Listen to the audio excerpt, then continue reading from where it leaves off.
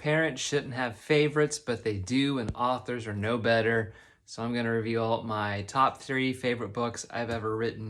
And here's the thing, Something Like Summer did not make the top 3. This book launched my career, still one of my best sellers. Top 3 coming up. It's not that one.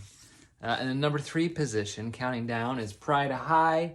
I've been a lifelong fan of teen drama, mostly in the form of TV shows.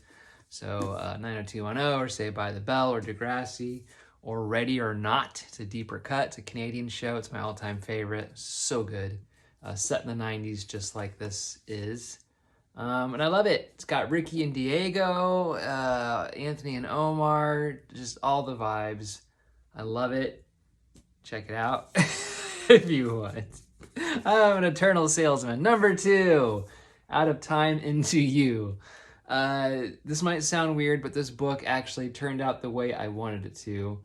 That is rarer than you might think for authors. Oftentimes you kind of like have an idea, you get close to the mark, or it just kind of turns out a bit different than you expected, even with editing and tweaking and stuff. But this one, I nailed it for what I wanted to do. It's crazy romantic. Yeah, it's a time travel story, but doesn't factor too much into it. It's just kind of the settings are in the 50s. Besides that, it's so passionate between these two guys. Crazy emotional, crazy spicy. Love the ending. I love some of the art.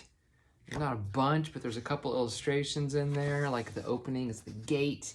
Moody, I love that. I was convinced this was going to be a major hit, and it did okay before kind of petering out.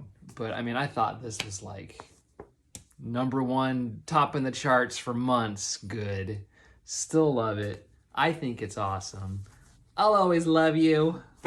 My #1 favorite book that I've written so far, When Ben Loved Tim.